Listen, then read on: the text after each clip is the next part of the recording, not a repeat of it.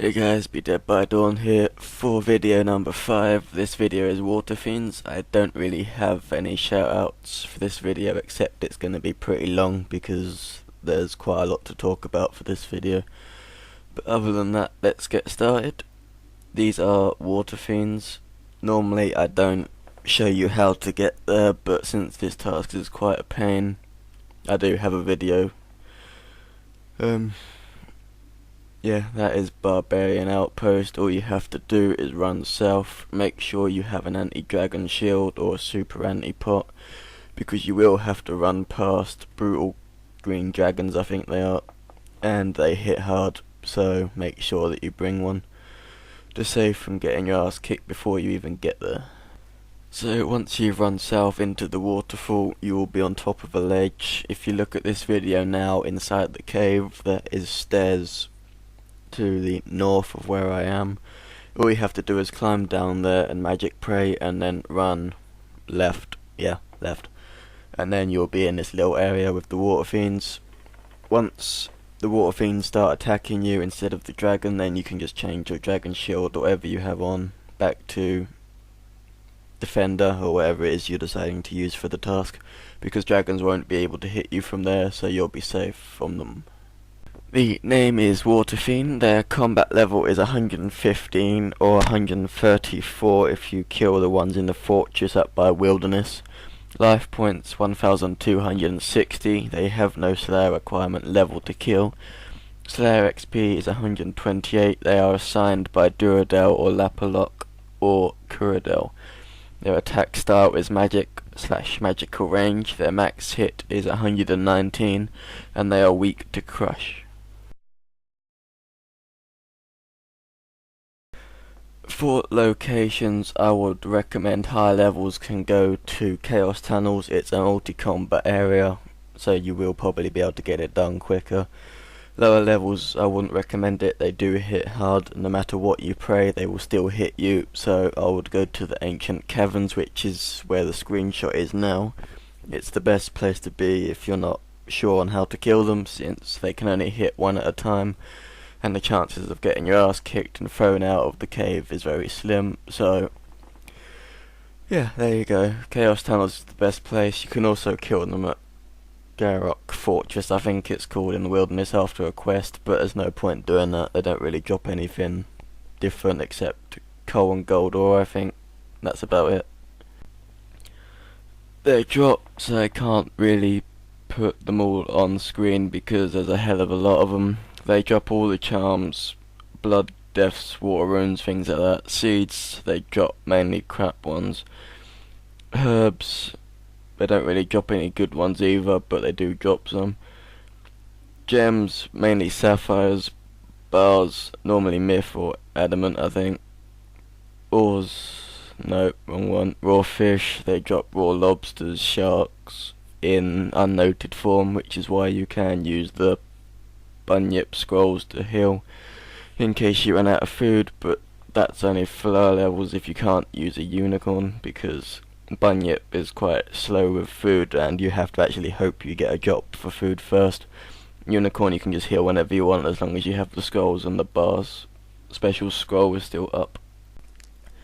Onto the gear, infantry and prayers. The gear setup is quite different to most tasks because no matter what you choose you will still be getting hit as they range and mage, so there's not really much you can do about that except bring the best mage defense gear that you can. So if you can use Ganodermic, use it, or Royal D'hide, Carol's Armadillo or Black D'hide.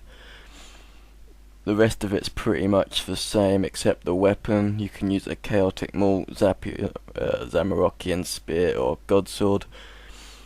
My screenshot shows no weapon because you can use Goliath gloves, so they have, I think, the speed of a rapier plus the hits of a whip, so you can get it done pretty quickly.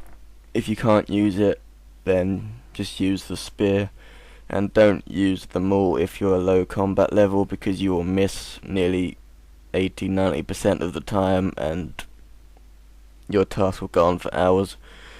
It's worth just spending the money to get the Zamorakian Spear or a Godsword if you can't use anything else. The maul is mainly just for high combat people that are maxed, because low combat people will just miss a lot. Because when I was there, somebody was missing 8 out of 9 hits out of 10, I think. It's completely pointless using it, so save the maul for higher levels unless you're using extremes, and use a spear or the gloves. Other than that, that is set up for the gear, I think. As for the infantry, it depends on your level. If you're maxed, you probably won't need this many potions. If you are tanking it, you will only need 1 prayer pot, probably maybe 2, just to use prayer flashing for turmoil or soul split or party. If you haven't got soul split, I wouldn't recommend tanking them, because you'll be spending half the time healing with unicorn or whatever you're using.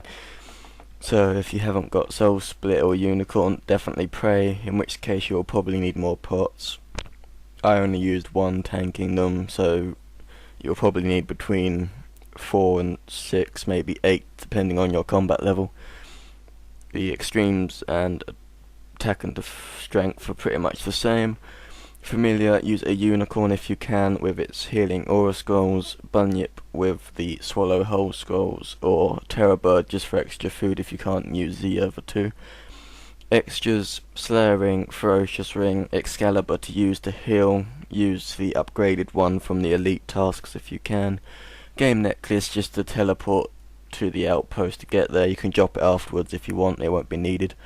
And the anti-dragon shield just to get past the brutal green dragons at the bottom of the cave. You can also just use a ferocious ring and run northwest, and then you can still get there. It depends on if you want to be lazy or not. Prayer is pretty simple. If you're using normal praying, then you will want to use piety and protect from range. There's no point using curses if you haven't got soul split or turmoil, because the rest are pretty much on the normal prayers anyway. But if you do have curses and you can use them, then use soul split to heal, protect from range if you are afraid to tank them and get hit, and turmoil just for the extra hits. If you can't use them, then just keep protect from range on and heal with whatever else you have, such as familiar, Excalibur, or just plain food, because there's no point trying to tank them if you haven't got a familiar or soul split, because you'll just keep getting hit way too much. This screenshot is basically just for people who want to safe spot them. You can do it with range. All you have to do is, if you look at the yellow circle at the top right, you can stand in that point, and where the red circle egg-shaped thing is next to me, you can hit the WaterFiends and they will get stuck there, and you won't be able to get hit from them. So if you are scared of getting hit with melee, then range is another option.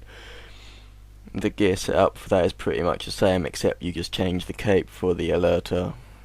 Instead of weapon, you just use a bow, and that's pretty much it. As for the blue circle thing square down the bottom, that does say you can get triple charm drops, which I would save for this task as it's the best task drop that gives them. I will get to that in a minute. It's a distraction and diversion that you can get that reward from, and I will tell you about that near the end of the video. So yeah, let's move on to the next part. On to XP drops and clue reward at the end. I will probably give this task around 140 to 180k in XP. Slayer being around, I'd probably say 20 to 35k, HP between 40 and 70k, and whatever style you're using, such as attack, 100 to 130 or 35k. Earlier I said that these things do drop quite a lot of, well, drops, and here is the proof of it. They drop a hell of a lot of stuff, so if you want to use Alk runes, then it'll probably help, because they drop quite a lot of rune helms and battle staffs that you can Alk. That's pretty much it really. Most of the stuff they drop is runes or noted, so it won't take up much space. It averaged out 300k without the clue scroll, So I'll probably give this task between 2 and 300k average on money. I don't normally get that many rune helms. They do drop adamant bodies and that as well, so that's still extra, but I never picked them up because I'm an idiot and I couldn't be bothered and I had no space. So yeah, it's a pretty good task for money considering how easy they are. Clue Skull, this is an example of the really crap rewards you can get. This came out to about 50k, which is the normal average for a hard Clue Skull without any good items or anything inside, just the basic rune and a dumb bow that nobody ever uses anyway.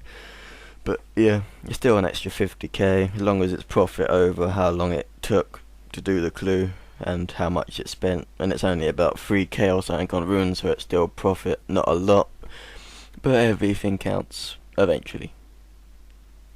Now on to the triple charm drop that I said about earlier, and yes, I am a motherfucking running tree. Your argument is invalid, but that's beside the point. I'm here to make a guide, not run around looking like a bit of bark. So I will get rid of the video and set up a screenshot, and I will help you with maybe not really a guide, but at least a bit of help so you know what to do. A full guide will be probably somewhere on YouTube you can look out for, but I'm just making people aware that triple charm drops on that task is very good. You saw that I had over 300 from a 200 task, so I'll definitely recommend doing it. It takes about 5 or 10 minutes, so yeah. Okay, so this is the screenshot that I marked on paint with my artistic ability or not, because that's about as good as my skill gets when it comes to paint. But anyway, there is a light blue, dark blue, yellow and red marker on the screen. The dark blue is basically just the familiar that you can see around the plane.